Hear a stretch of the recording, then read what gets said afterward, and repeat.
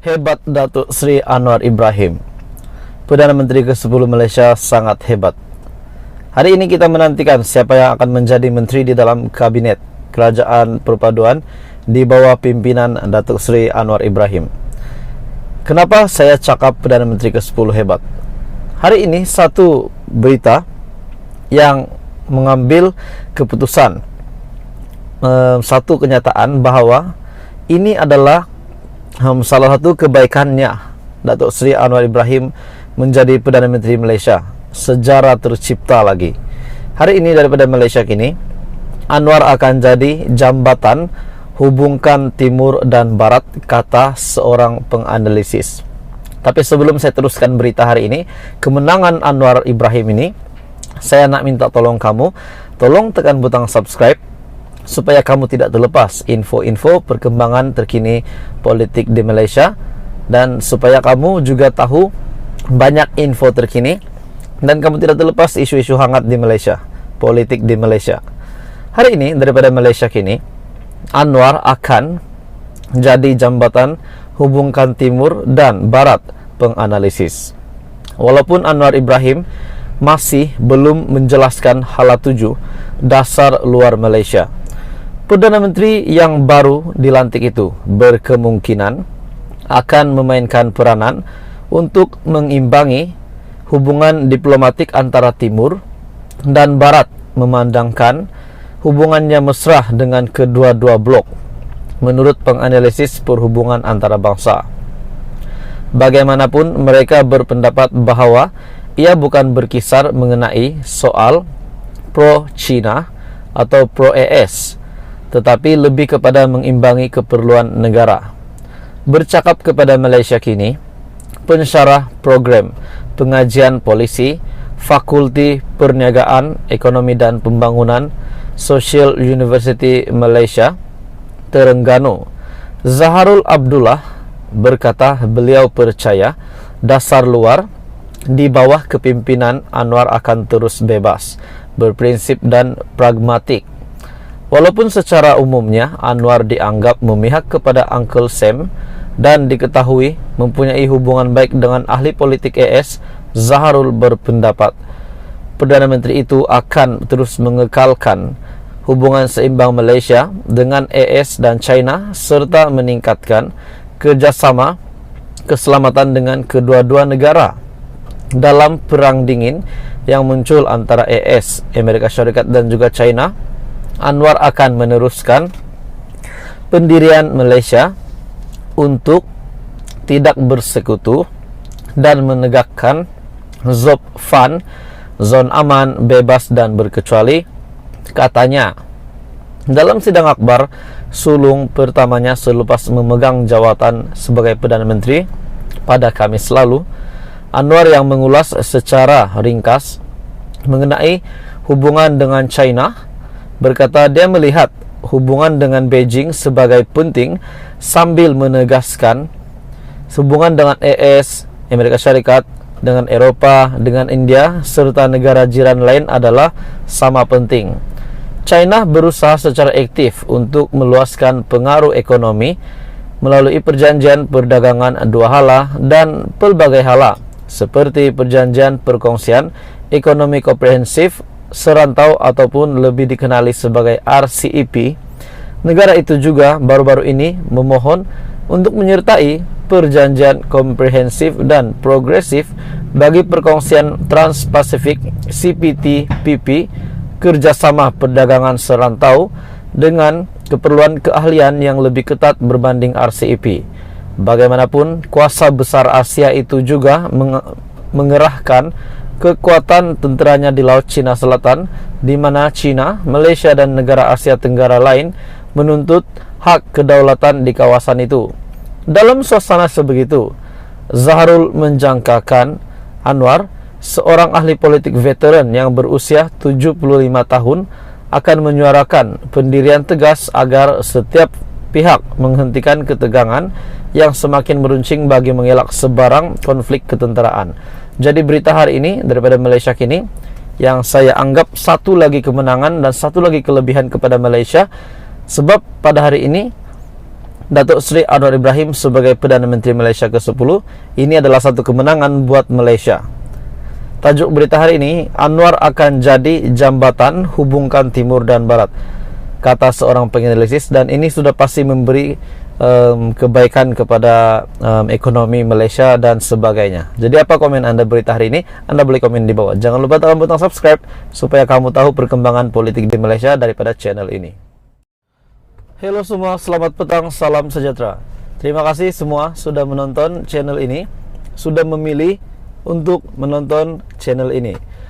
Tuan-tuan dan puan-puan semua, pada hari ini saya ingin menyampaikan anda satu info penting berkenaan dengan menteri-menteri di dalam Kabinet Kerajaan Perpaduan yang dikatakan akan diumumkan hari ini. Tuan-tuan dan puan-puan, sebelum saya meneruskan perkembangan terkini politik di Malaysia, saya ingin memohon kepada anda untuk tekan butang subscribe supaya kamu tidak terlepas info terkini, perkembangan terkini politik negara Malaysia.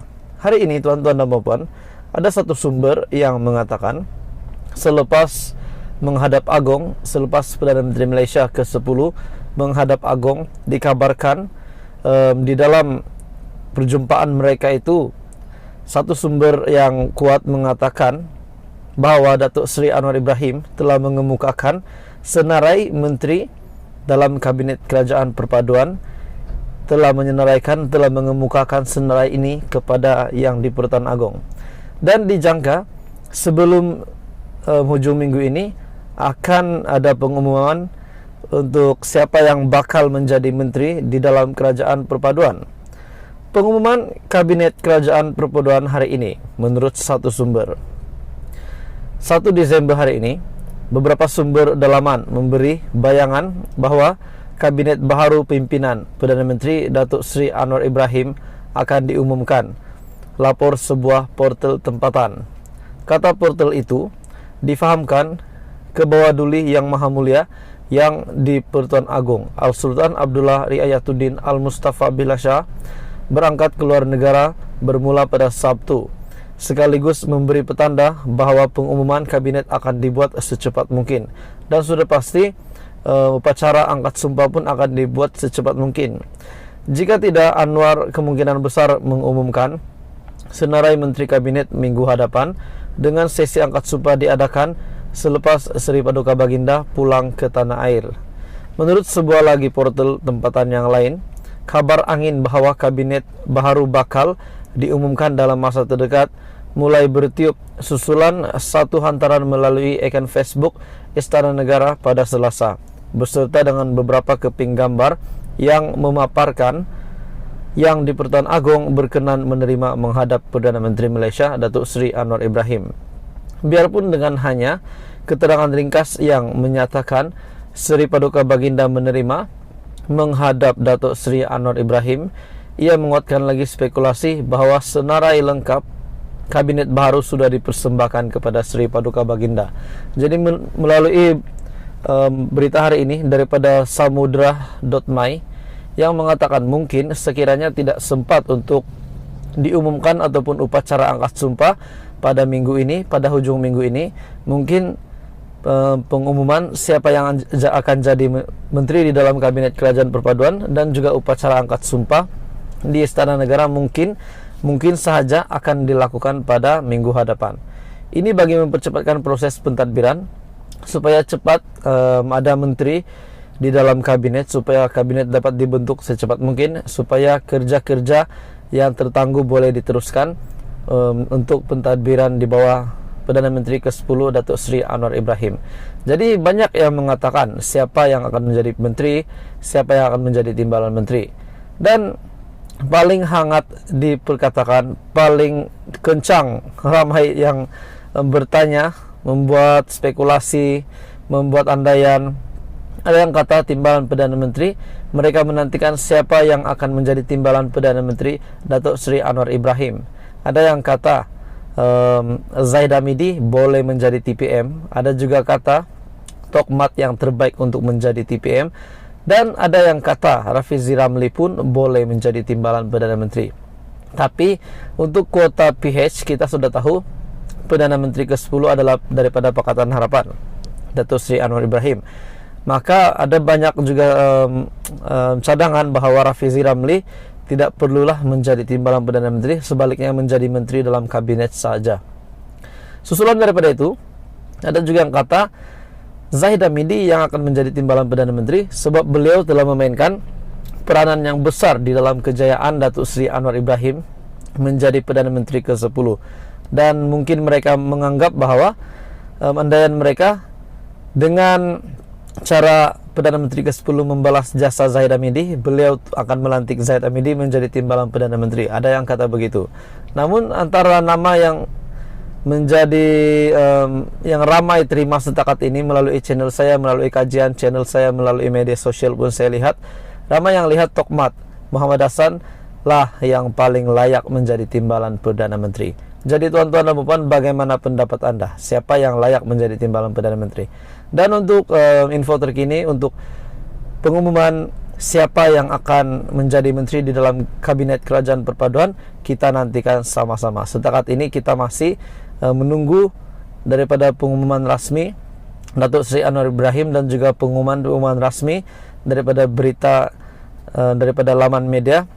Semua berita-berita rasmi yang akan menyiarkan berita, menyampaikan maklumat terkini siapa yang akan menjadi menteri-menteri di dalam kabinet kerajaan perpaduan Datuk Seri Anwar Ibrahim. Jadi kita sama-sama nantikan. Teruskan bersama di dalam channel ini supaya anda pun tahu, anda tidak terlepas isu terkini, isu hangat di Malaysia berkenaan dengan politik di Malaysia dan perkembangan-perkembangan terkini. Jangan lupa tekan butang subscribe. Teruskan bersama di dalam channel ini.